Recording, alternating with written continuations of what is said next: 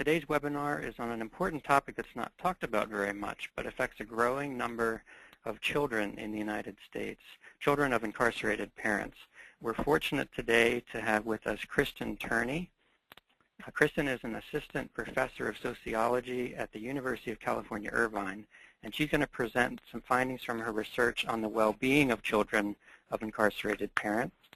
Kristen is among a group of researchers using the Fragile Families and Children Well-Being Study to understand the effects of incarceration on important aspects of child development, including parent-child relationships, school difficulties, and homelessness. Today's webinar is hosted by PRB Center for Public Information on Population Research with funding from the Eunice Kennedy Shriver National Institutes of Child Health and Human Development. So with that, I'm going to turn it over to Kristen. Thank you, Mark, very much for the invitation. It's a great pleasure to be here and to present some of my ongoing research on the collateral consequences of incarceration, parental incarceration for children's well-being. So it's by now well known that the American incarceration rate has increased dramatically since the mid-1970s. This graph shows that in 1970, about 100 per 100,000 individuals in the population were incarcerated in state or federal prisons.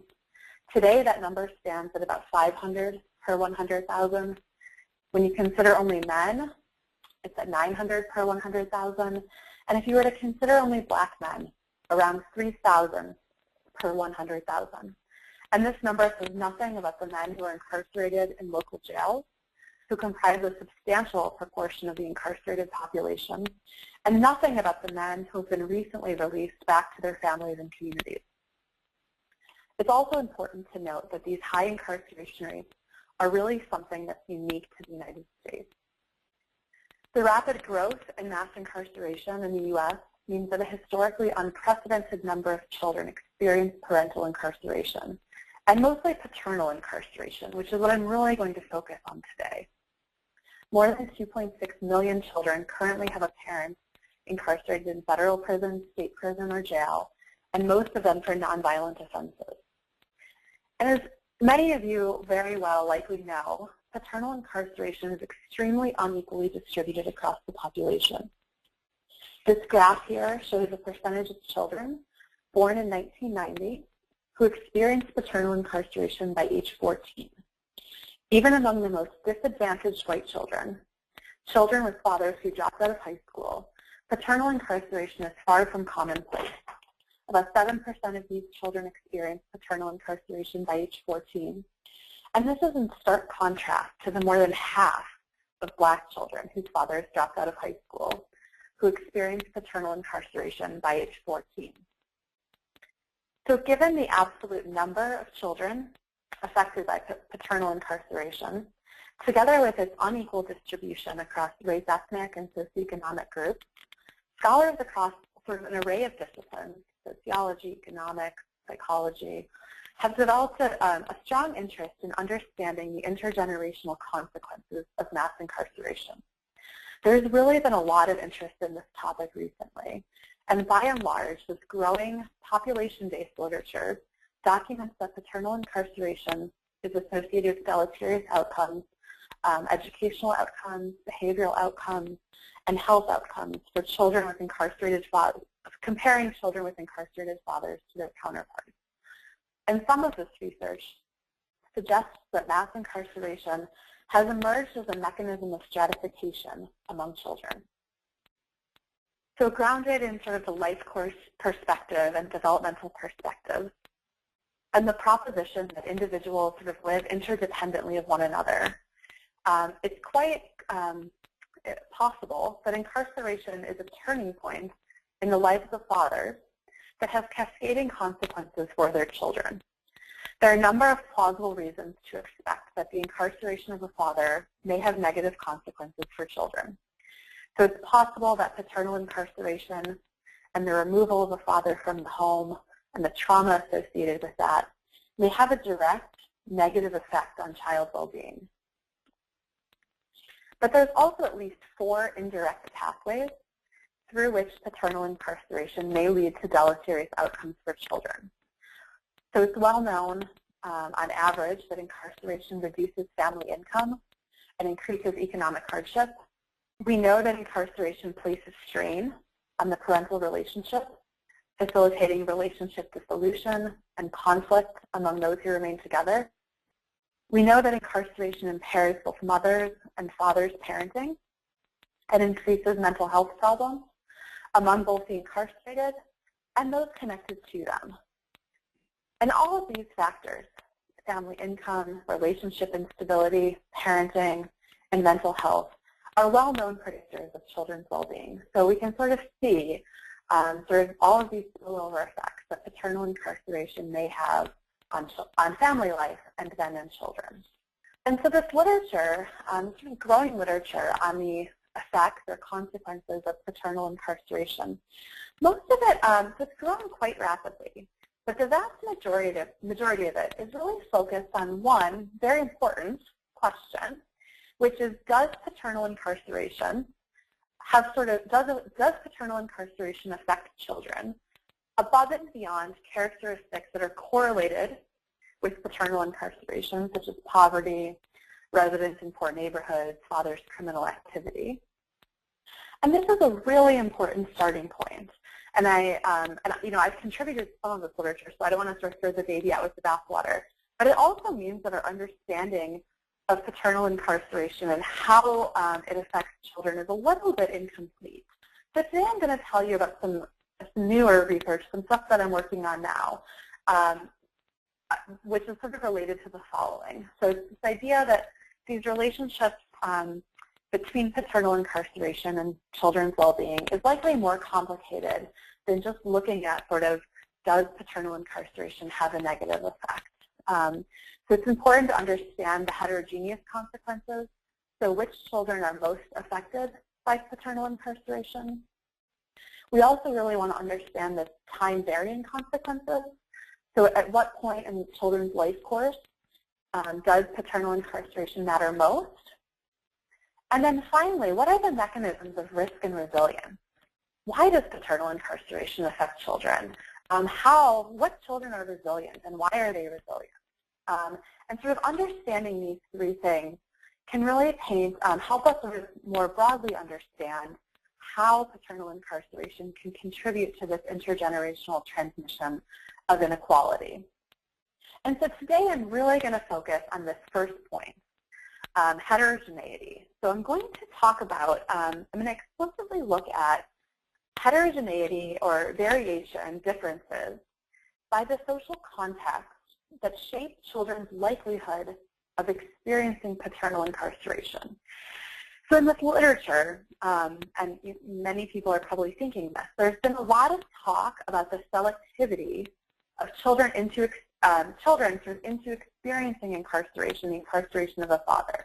That the kids who experience incarceration are really different than the kids who don't. They're more likely to be in poverty, they're more likely to live in poor neighborhoods, they're more likely to have really unstable family environments before incarceration. But these factors and this sort of differential selectivity into incarceration may also really matter for how children react to incarceration. And so, it's just this idea that children grow up in lots of different environments, and the environments that they grow up in may shape how they respond to incarceration. Not all. This isn't sort of a, I hope by the end I'll have convinced you that not all children respond in the same way. And so I'm really going to talk today, sort of keep in mind that the social context of children's lives, and so I'm specifically talking about the context of their lives before their father is incarcerated, are really quite crucial to their development. And these contexts may render some children more vulnerable to incarceration, paternal incarceration, than other children. So there's sort of two competing hypotheses or theories here. The first one is that the relationship between paternal incarceration and children's outcomes may be strongest among children who are unlikely to experience paternal incarceration. So children who are unlikely to experience incarceration are those children who, prior to their father's incarceration, otherwise experience a relatively advantaged social context. So we know, based on who experiences the incarceration of a father, that those who are sort of unlikely to experience incarceration are going to be more advantaged. So they generally have more stable home environments, they're shielded from severe economic deprivation, and they're more likely to live in resourceful neighborhoods. For these families, paternal incarceration may be an event stressor. So event stressors are sort of unanticipated, unexpected life events, and that are especially detrimental to well-being because they're unanticipated. So for children who are sort of going about their lives and not too likely to experience the incarceration of a father, the incarceration may be a distinctive shock, a distinctive and unanticipated shock to their fathers, their mothers, and themselves that really make them especially vulnerable to the negative and sort of pervasive effects of incarceration.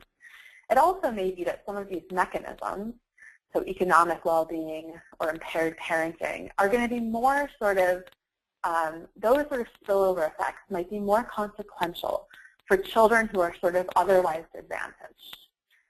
Losing a lot of money after incarceration may be more consequential for those who have more to begin with. But on the other hand, it's quite possible that the negative sort of intergenerational consequences of paternal incarceration may be strongest among those children who are most likely to experience paternal incarceration. So children who are especially vulnerable to experiencing this stressor generally don't experience incarceration in isolation. So instead, before they experience the incarceration of the father, these children experience many other disadvantages. Their vulnerable social contexts are fraught with family instability, poverty, disadvantaged neighborhood environments, etc. And so for these children, the incarceration of a father may be a chronic stressor, an indicator of sort of cumulative disadvantage, and that can have really strong and deleterious negative effects on well-being. More practically, this is also sort of 3 good reasons to expect heterogeneous association, to expect that the relationship between paternal incarceration and child well-being is not the same for all children. So first of all, some people suggest, especially those who are really critical of sort of this literature, suggest that the sort of maintain that the consequences of incarceration, the negative effects, are at best implausible for the most destructive parent, and that the removal of a destructive parent from the home could be beneficial to children. So there's some people out there who say, well, why would incarceration have a negative effect? These fathers are engaging in criminal activity, etc. And so for some fathers, the negative effects are sort of implausible. There's also some quantitative research, especially research that's based on smaller, non-probability samples. This research comes to conflicting conclusions. So if you do a really close read of some of the existing research on this topic, you sort of see that the results are sort of, they kind of vary depending on who's in the sample and whatnot. And then the third, potentially most compelling, in my opinion, is that qualitative research really documents vast heterogeneity in how families respond and adapt to paternal incarceration. So there's some really rich qualitative data out there that suggests that kids and families don't respond similarly to incarceration. So here I've presented a quote from a paper, a qualitative study of 100 families. It was published in the journal Criminology in 2012, the study was. And so it's just a quote from one of the respondents, Sophia, who says, after the incarceration of the father, she says, now I see the difference, and now I see the way my kids are very happy, and they're different. I mean, having a guy thinking he loves me because I guess he gave me a roof over my head, but with black eyes and all, he was very abusive to me, and he was never abusive to the kids. Well, very abusive to me, so where my kids didn't want to be around him no more. So this is sort of an example that for some people, the incarceration of a father may not necessarily be terrible. There might be some positives and some benefits. This next quote from the same study, and I'm not going to read all of this, but Victoria, this woman, reports, she really reports extreme financial challenges after the incarceration of her romantic partner. So she says that, because his income was the bulk of our income, that was really difficult. And she goes on to say, it was pretty sad. It's so hard to watch your little 3-year-old not understand where her daddy is and to watch her go through that whole little heartbreak. And so I present these quotes just to show you sort of the range, just to give you some sort of descriptive information about the range of experiences that families have and how it's quite possible that some families may suffer more, they may be more vulnerable to the incarceration of a father. So today I'm going to talk through 2 research questions. The first one is I'm just going to look at the average relationship between paternal incarceration and children's behavioral problems and cognitive skills in middle childhood. And this is really just sort of consistent with some other work, some already published work, and just sort of provides a baseline for understanding this relationship.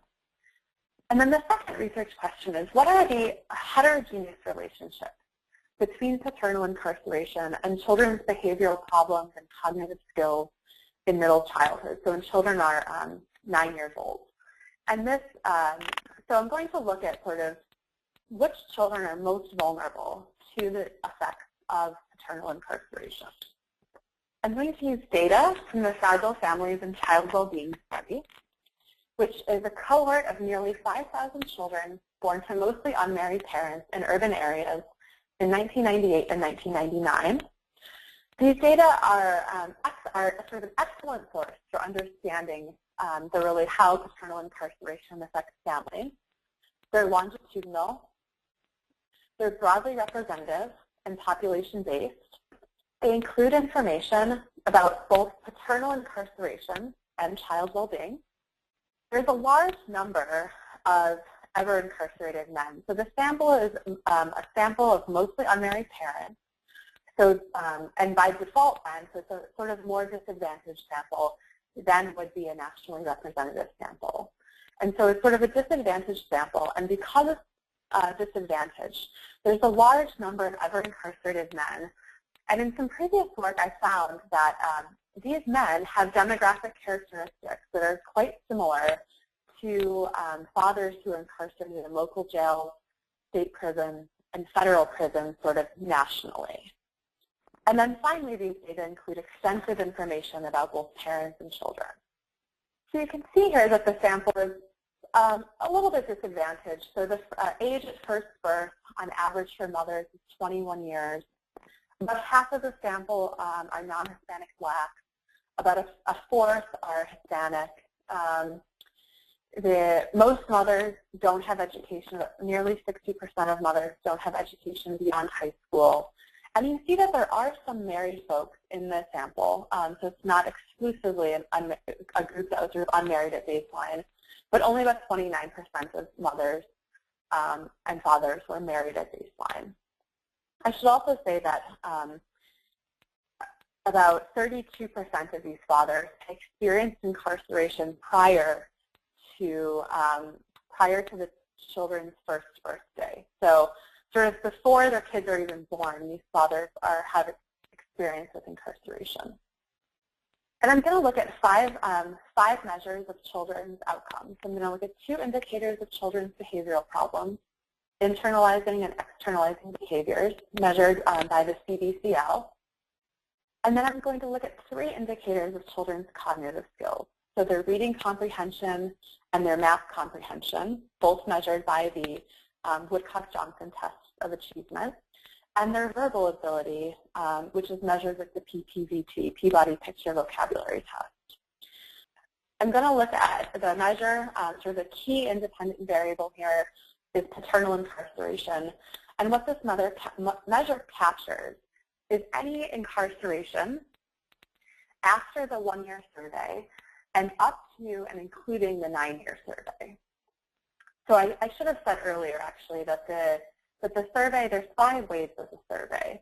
The baseline survey, which is when the children were born, and then mothers and fathers were both re-interviewed at the 1-year survey, when the child was 1, when the child was 3, when the child was 5, and then again when the child was 9.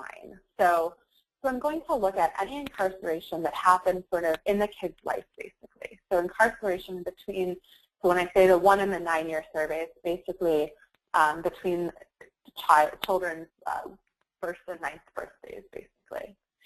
I'm going to rely on both mothers' reports of father's incarceration and father's reports of his incarceration. At most of the survey waves, the researchers really tried to interview fathers in prison or jail. So sort of keep that in mind. If they were in prison or jail, they were likely interviewed. There are a couple of caveats here, though. So first, I can't distinguish between prison and jail. So I don't know if the father was in prison or if he was in jail. And I also can't precisely estimate the length of his incarceration. So this is sort of mixing fathers who were incarcerated for, say, 7 years. I suspect there are very few of them due to, I can kind of get at it, and I suspect there are very few. It's more shorter stays. But it does sort of capture both short and long-term prison and jail spells. And between the child's 1st and 9th birthday, about 31% of children experience the incarceration of their father. Taking into account selection and the characteristics that select fathers and children into experiencing the incarceration of the father, right? So I include lots of different covariates in my model. So I'm going to adjust for things such as demographic characteristics, socioeconomic characteristics of the family, family characteristics, the relationship status of the parents, number of children, behavioral characteristics. So this is really important. So I can control for whether or not the father engaged in domestic violence, his cognitive skills, whether he abused substances, his impulsive behaviors or self-control, and whether he had been previously incarcerated. So those 5 measures are things that are really strongly associated with incarceration and with the likelihood of experiencing incarceration. And then I control also for some child characteristics. Just as a little bit of a refresher, so the data, there's 5 waves of data. The outcome variables are measured when children are 9 years old. Paternal incarceration is going to be measured between the 1 and the 9-year survey. And then children's propensity, so I'll explain this in a second, their propensity for experiencing paternal incarceration, all of those control variables that I mentioned earlier, there's about 70 of them. Those are all going to be measured at baseline or at the 1-year survey. So before the father experiences or has a chance to experience incarceration. So turning to sort of the first research question, so what is just the relationship between paternal incarceration and children's behavioral problems and cognitive skills? I'm going to use propensity score matching methods here. And basically what this does, I'll go through this quickly, but basically what it does is I'm going to generate a propensity score for each person, for each child in the data set. And each child is going to have a what that propensity score means is sort of their likelihood of experiencing paternal incarceration. So it's going to range from 0 to 1. And so children with a propensity of, say, 0 or 0.01 are going to have a very low probability of experiencing paternal incarceration. And children with a propensity score of, say, 0.9 or 0.8, something higher, are going to have a higher likelihood of experiencing paternal incarceration. And that propensity score is just generated by all of those different covariates that are associated with, that we might think are associated with selection into incarceration. And so then once each sort of observation has a propensity score, I'm going to match observations. So I'm going to match kids who, I'm going to match kids who have experienced paternal incarceration to kids who have not experienced paternal incarceration, but have a very similar propensity score. So they have a similar risk for experiencing paternal incarceration. One kid didn't, one kid did. And then I'll be able to sort of compare how sort of, if you think about incarceration as sort of a treatment, so I can compare whether or not kids who experience the incarceration of the father, if they have worse outcomes than their counterparts who didn't. And these analyses sort of proceed under the ignorability assumption, which just means that the assumption is that I'm controlling for everything that might be associated with selection into incarceration. So I can only, the propensity score and the sort of matching kids with and without incarcerated fathers is only as good as the data are. And so so it's possible that there are some other variables that might be important that I'm missing, but I'll come back to that in a little bit. So here are these results. To sort of wrap your head around how I'm going to present the results. These are coefficients, and the coefficient is for the treatment. So it's for the treatment, the experience of paternal incarceration. And then here in the rows, I have the 5 outcome variables. I standardized the outcome variables so that they all have a mean of 0 and a standard deviation of 1. And so that's how you can sort of interpret. So they're all on the same scale, mean of 0, standard deviation of 1. And you can kind of then sort of assess the magnitude of the coefficients that way. And so first, this first column here, the unmatched estimates, just presents results. It's basically just sort of an unadjusted, showing sort of unadjusted bivariate differences. So comparing, so here you can see that children, so this first row here shows that children who have experienced paternal incarceration have internalizing behaviors that are about 1/6 of a standard deviation higher than children who didn't have incarcerated fathers. For externalizing behaviors, children with incarcerated fathers have about 1/4 of a standard deviation higher externalizing behaviors, and then these children have lower sort of cognitive test scores. But we know that there's incredible selection into who experiences incarceration. And so the matched estimates present a little bit of a different story. So the matched estimates show that paternal incarceration is associated with greater internalizing and externalizing behaviors. But they also show that after matching and after sort of taking into account the selection into incarceration, there's no relationship between paternal incarceration and children's test scores. This final column is just, the results are quite similar, just sort of further adjust for all of those covariates in case the matching didn't work as good as it should have.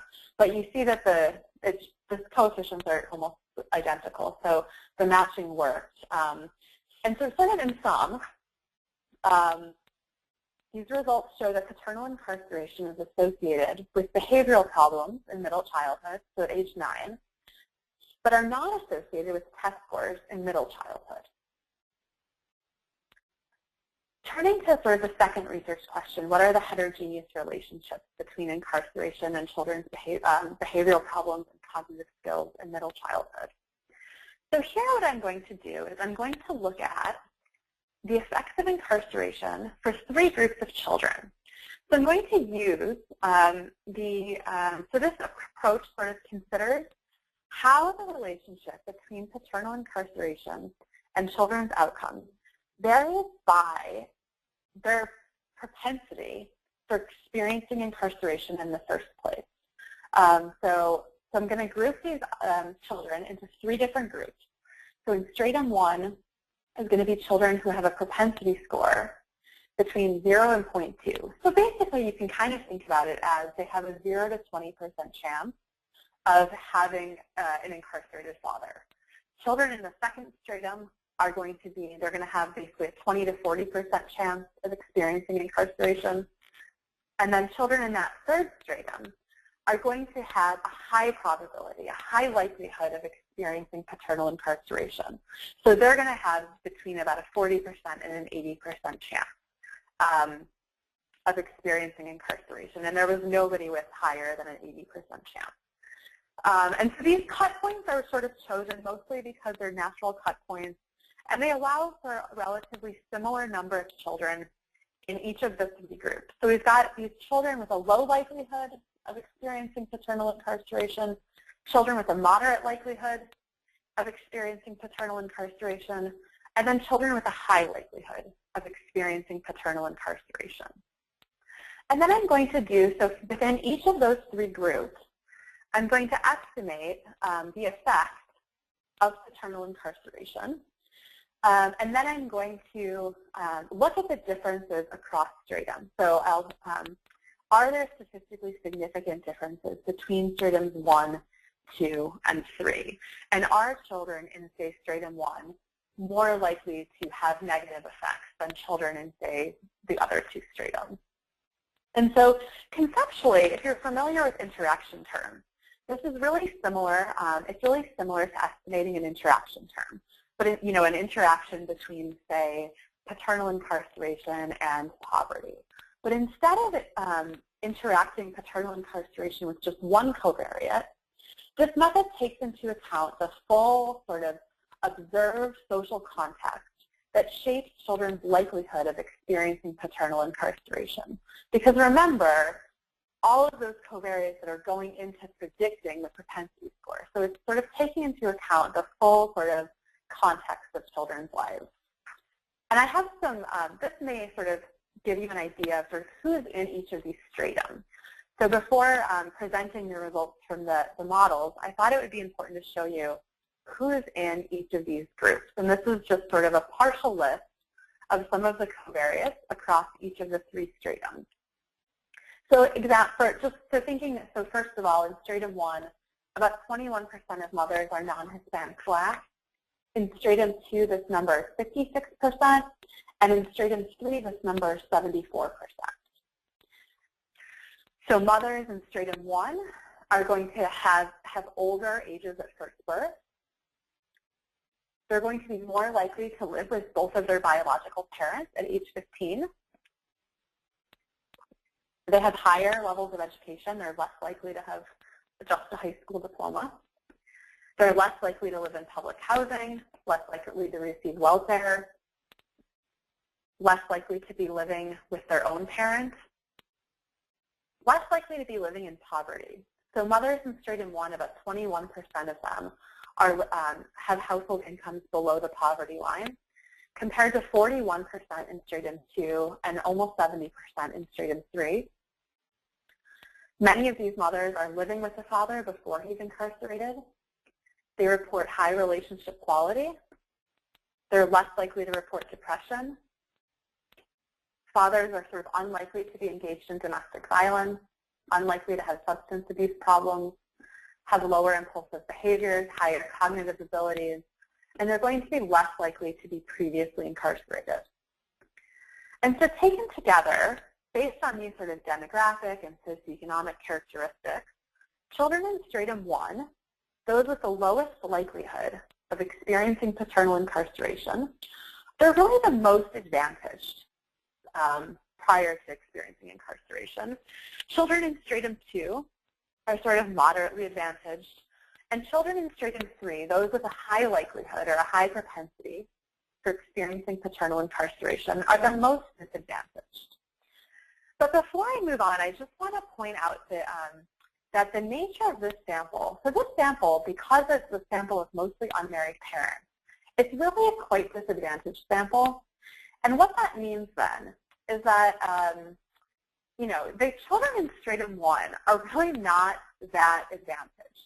So if you look at poverty, so that's 21% of children in stratum 1 are living in poverty, which is really quite on par with the national poverty rate. So just keep in mind that the kids in stratum 1, they're not, I'm going to refer to them as the more advantaged children, but they're only comparatively advantaged to other kids in the sample.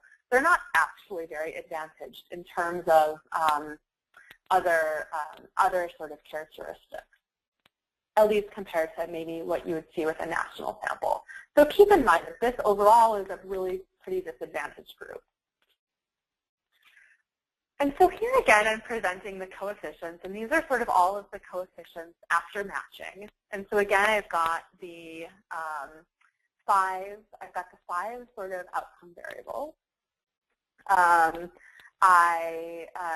so if you look at stratum 1, sort of the more advantaged children, those with a lower likelihood of experiencing paternal incarceration, after matching, you see really strong effects for both internalizing and externalizing behaviors, but also for the reading comprehension, the math comprehension, and the verbal ability.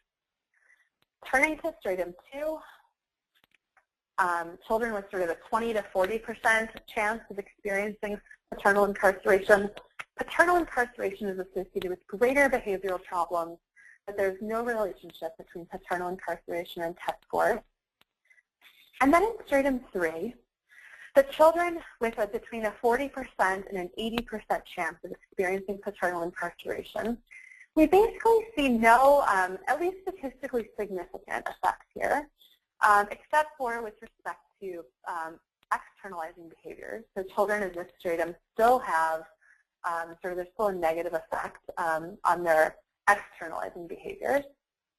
And this level 2 coefficient, the trend line, basically, just shows that across 4 of the 5 outcome variables, those differences between stratum are statistically significant. And so you can see that for PPVT, the verbal ability outcome variable, that doesn't reach statistical significance, but you see the pattern remains quite the same across that outcome variable as well. And here is just another way of sort of presenting this information. So this is sort of the y-axis is in standard deviation units. And you can see that, you can just sort of see that the effects are sort of strongest. The negative effects are strongest among children in stratum 1. And again, sort of flips because test scores, higher test scores are better. And so again, sort of you see these really big differences where children in stratum 1 are experiencing the strongest effects. So to summarize the results, these results provide sort of the first broadly representative evidence estimating the average consequences of paternal incarceration in middle childhood, which is a pivotal life course stage. It's a really important stage for children's sort of educational attainment. It's when decisions about grade retention and special education are made during this time period. And we find that there's sort of deleterious consequences for children's behavioral problems, but that there are no consequences for their cognitive skills. But I also find that the consequences of paternal incarceration are unequally distributed. So considering only the average effects, if you only sort of look at the average effects, you sort of mask considerable heterogeneity. And this is, these findings are especially informative for the children's cognitive skills. As where you saw, when you only looked at the average effects, you saw no effect on children's cognitive skills. But when you look sort of across these different subgroups, you see that the effects are really concentrated among one group. This is consistent with sort of a close reading of the literature. It's also sort of both the quantitative and the qualitative literature. And it's also consistent with the sort of common sense explanation that the removal of some of these fathers may not be bad for all families. So I find that incarceration is really especially detrimental for children who are relatively unlikely to experience paternal incarceration. Again, keep in mind the sort of disadvantaged nature of the sample here. So those with basically a 0 to 20% chance of experiencing incarceration, I find that incarceration is really detrimental for their problem behaviors and their cognitive skills. This suggests that incarceration is most consequential when it's an event stressor. The children who are unlikely to experience paternal incarceration have a relatively advantaged social context. And for these children, paternal incarceration may be an unexpected event that's quite detrimental to family life. So the effects of incarceration may be more dramatic and pronounced for these families, as it's likely it's these families that are experiencing the biggest loss, suffering the most changes in family routines, and are sort of unprepared for the resultant hardship and are unable to sort of mobilize social support networks. But this finding that incarceration is mostly inconsequential, at least from a causal perspective, right? So from a strictly causal perspective, these results show that with the exception of sort of children's externalizing behavioral problems, incarceration is more, it doesn't matter as much for children who are unlikely to experience incarceration. And so this is really contrary to expectations. You would think that incarceration would be bad, right? So the fact that it's not bad, or not sort of really strongly associated with negative effects for this group of children is especially troubling, because what that means is that these children, so there's at least sort of 4 possible explanations for these findings and maybe overlapping. So that these children, it could be social selection. These children are so disadvantaged to begin with. They're experiencing so many other stressors in their life that the incarceration of a father doesn't have a sort of causal effect, at least on, 4 of these 5 outcomes. It may be that children stop accumulating adverse consequences once they hit a certain point of saturation. Incarceration may offer relief from other stressors, such as domestic violence, or that that within this group, within this sort of disadvantaged group, there's both positive and negative effects that are sort of offsetting one another. So what to do thinking about sort of the policy implications of this finding?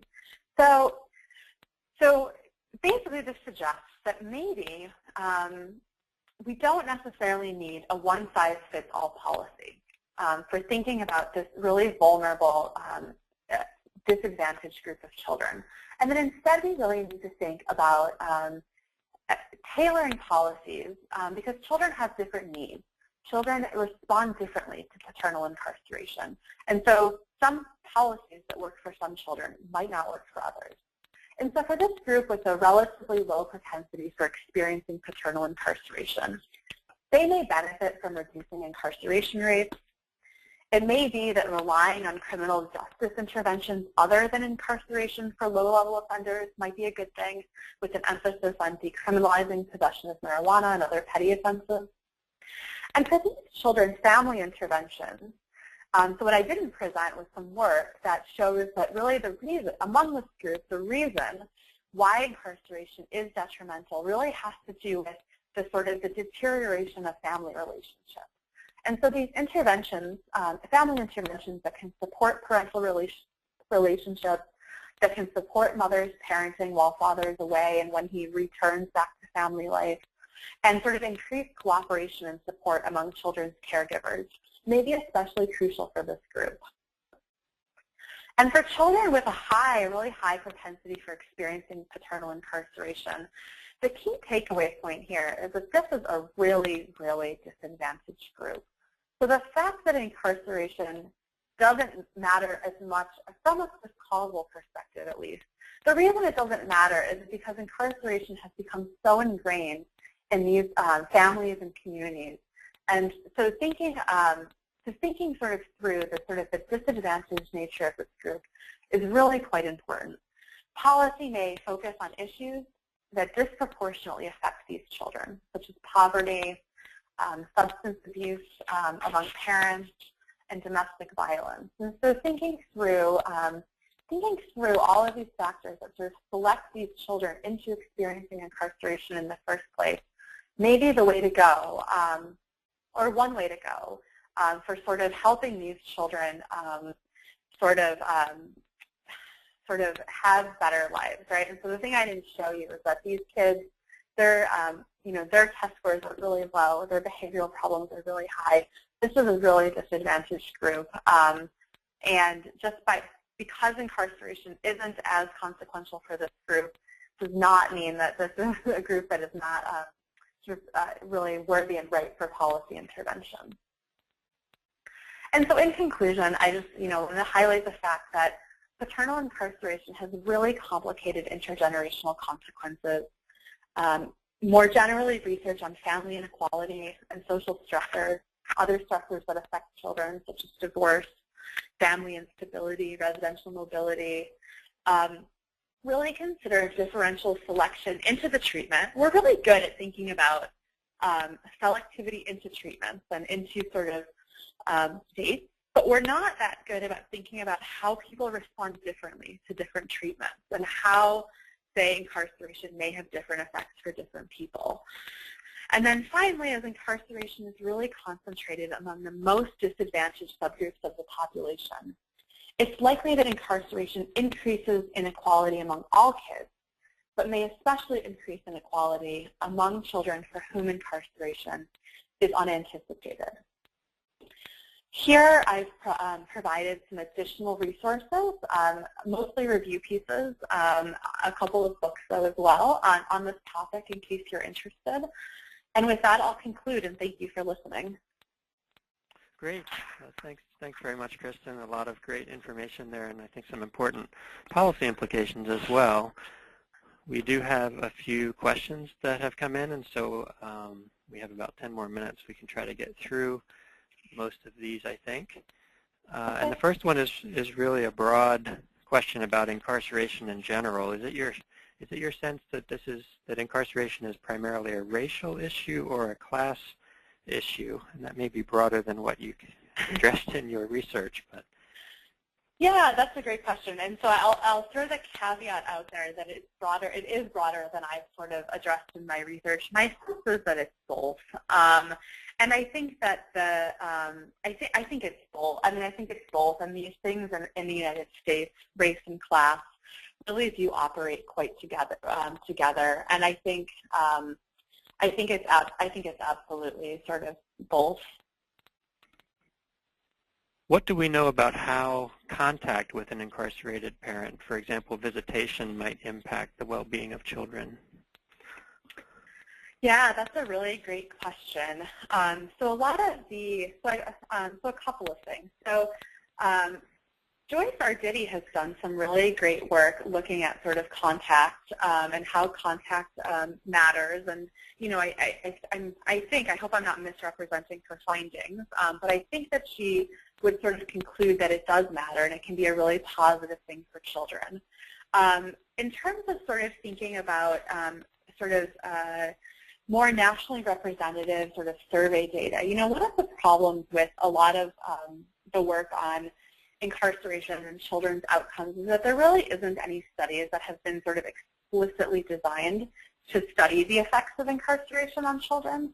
And so what that means then is that there's not a lot of, so the Fragile Family Study, which I talked about today, other researchers have used the National Longitudinal Study of Adolescent Health to look at paternal incarceration. And neither of those studies were really designed with this question in mind. And so what that means is that those studies don't really include that information. And so from sort of a population-based, more nationally representative perspective, I just don't think we know. I don't think we have a good sense. And I think that sort of moving forward, that's sort of where this field needs to go to try to understand sort of, what are the mechanisms of risk and resilience? And so to what extent does contact with an incarcerated father help children or not? And what are some of those, I suspect that it's quite similar in that, maybe for some kids it's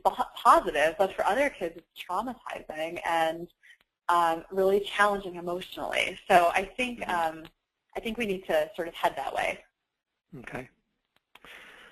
Someone mentioned there was a federal Mentoring Children of Prisoners program, which I guess was administered by the U.S. Department of Health and Human Services Administration for Youth and Family Services, which was successful for 7-8 years, they say, but defunded back in 2011.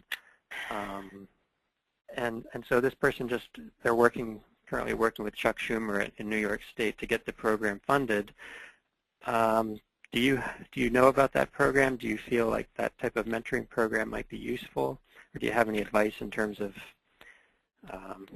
what could or should be done to get that program up and running again? Yeah, so I'm not familiar with the program. It sounds great.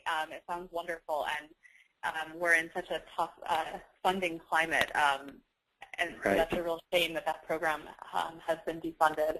I mean, I think that, what I will say is that we know from some of the work I presented today, and lots of other great work that's out there, that these children are so vulnerable. And we also know from sort of unrelated work that vulnerable children really do benefit from mentors. And so I can't imagine, it's hard to imagine how this program would be bad.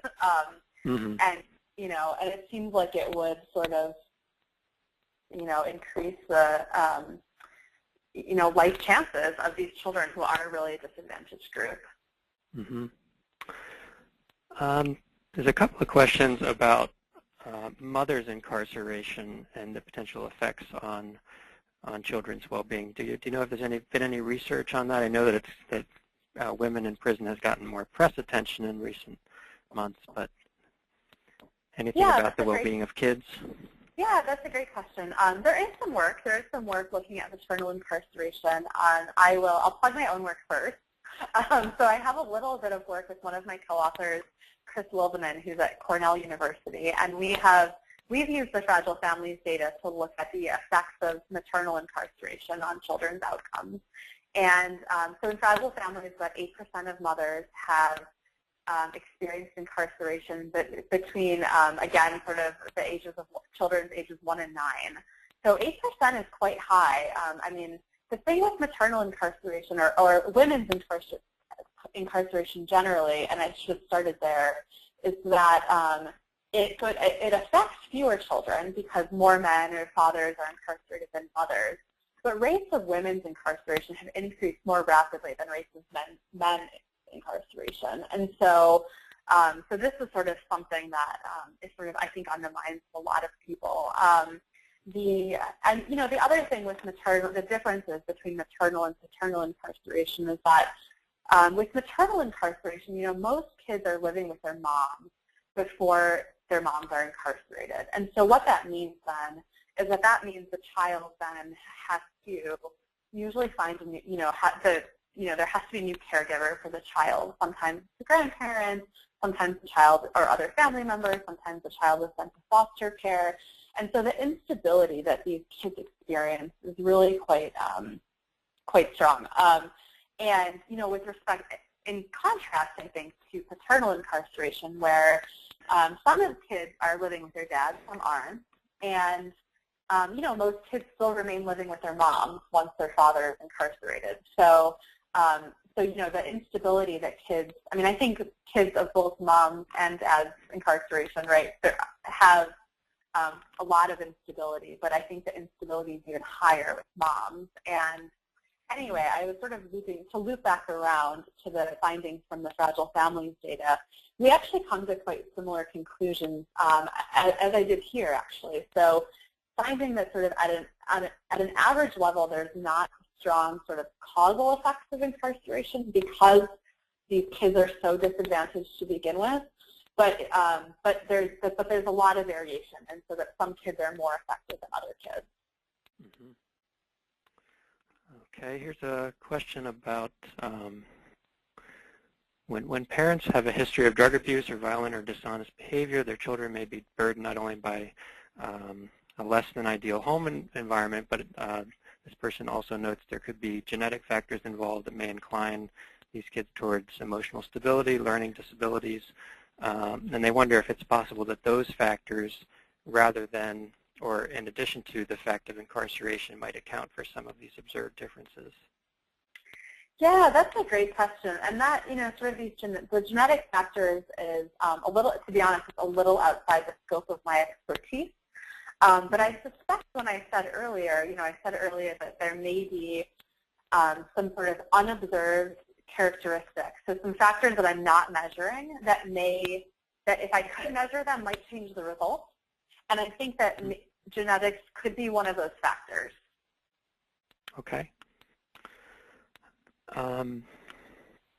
Were you able to look at all at the impact of neighborhood characteristics on children of incarcerated parents? I didn't. That information is available in the data. So I included it as a control variable, so sort of your standard measure of sort of neighborhood disadvantage, poverty, et cetera. I sort of included it as a control variable, but I haven't looked sort of more specifically if it sort of had any sort of independent influence of its own. Mm-hmm.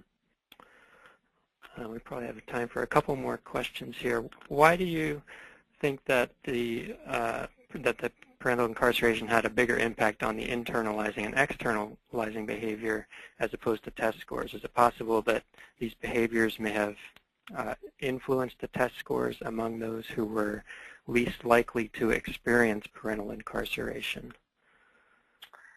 Say that last part of the question again. So they asked, why did parental incarceration have a bigger effect on the internalizing and externalizing compared with test scores? And then they said, is it possible that these behaviors, I guess they mean the internalizing and externalizing behaviors, influenced the test scores among those who were least likely to experience incarceration? Yeah, that's a really great question. So it is quite possible that, and we know from other research that children's behaviors influence their test scores, and then even that their test scores then may sort of influence their behaviors. So I wasn't able to look at sort of that really complicated relationship here. So it's certainly possible, and it's also, sort of why are there stronger effects for behaviors than test scores? Looking sort of, especially when you look at sort of the average effect. I'm not quite sure that it's consistent with other work, though, and so I suspect that it's something, I suspect that kids might be able to sort of, I suspect that they're cognitive, they're not experiencing as many cognitive impairments as they are sort of these behavioral sort of manifestations in response to the stresses that they're experiencing. I think that children's behaviors are a little bit more susceptible to these sort of acute stressors than their cognitive skills. Okay. And then are there any state-level data sets available that you know of, or public use data that would provide subnational estimates or numbers? Yeah, that's a great question. So I don't know of any state data that's out there. It doesn't mean that it doesn't exist. I could just not know about it. So it's, because these things are sort of all housed locally. There is a great survey, though, a good sort of really nationally representative survey called the National Survey of Children's Health. And in 2011, 2012, they asked questions about paternal incarceration. And the cool thing about that survey is that it's nationally representative. It includes about 95,000 children. And then finally is that it sort of samples children in each state. And so that there's probably enough kids in each state to be able to do something quite interesting with those data. Okay. Well, we're actually out of time. There are a few more questions that have come in, but and I'm sorry we didn't get to those, but I actually will forward those to Kristen to give her a chance to respond to those. I want to thank you, Kristen, for taking the time to talk with us today, and thank everyone who was able to participate in today's webinar.